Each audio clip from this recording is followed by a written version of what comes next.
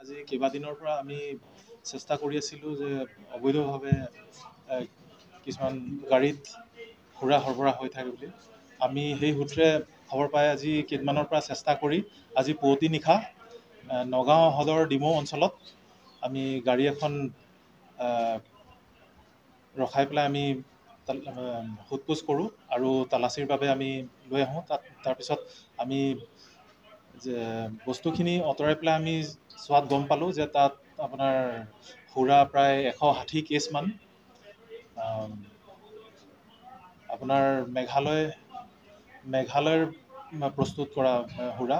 আমি ক'ব নোৱাৰোঁ বৰ্তমান কোন স্থানলৈ গৈ আছিলে, কিন্তু আমি এই সূত্ৰে তালাচী চলাই আমি গম পাওঁ যে প্ৰায় 160 কাৰ্টুনমান সুৰা প্ৰায় 8.5 লাখমান মূল্যৰ হ'ব। তো সেইখিনি সৰবৰাহ হৈ আছিল। তো আমি সেইখিনি আটক কৰি দুজন মানুহ আমি আটক কৰিবলৈ সক্ষম হৈছোঁ আৰু বৰ্তমান আমাৰ ইনভেষ্টিগেশ্যন চলি আছে। সুৰাখিনি ক'ৰ পৰা আহিছিল, ক'লৈ গৈ আছিল সেইখিনি আমি গম নাপাওঁ আৰু সেইটো আমি ইনভেষ্টিগেশ্যনৰ পিছত লাহেকৈ আমি গম পাম বুলি আমি আশা ৰাখিছোঁ। এজনৰ নাম হৈছে আপোনাৰ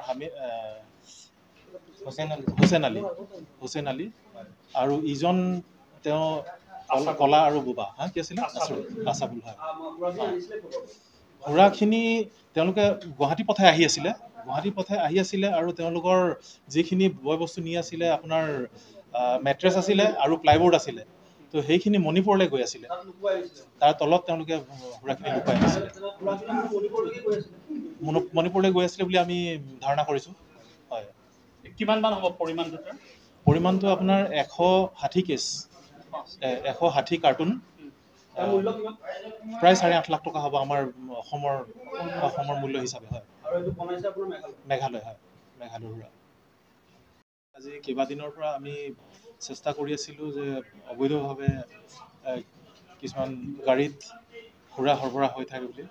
আমি সেই সূত্ৰে খবৰ পাই আজি কেইদিনমানৰ পৰা চেষ্টা কৰি আজি পুৱতি নিশা নগাঁও সদৰ ডিমৌ অঞ্চলত আমি গাড়ী এখন ৰখাই পেলাই আমি সোধ-পোছ কৰোঁ আৰু তালাচীৰ বাবে আমি লৈ আহোঁ।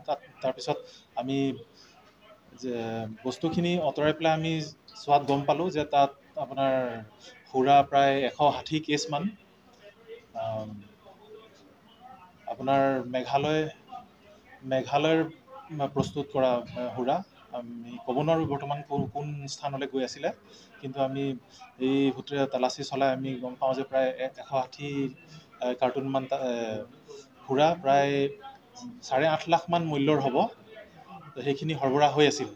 তো আমি সেইখিনি আটক কৰি দুজন মানুহ আমি আটক কৰিবলৈ সক্ষম হৈছোঁ আৰু বৰ্তমান আমাৰ ইনভেষ্টিগেশ্যন চলি আছে। সুৰাখিনি ক'ৰ পৰা আহিছিল, ক'লৈ গৈ আছিল সেইখিনি আমি গম নাপাওঁ আৰু সেইটো আমি ইনভেষ্টিগেশ্যনৰ পিছত লাহেকৈ আমি গম পাম বুলি আমি আশা ৰাখিছোঁ।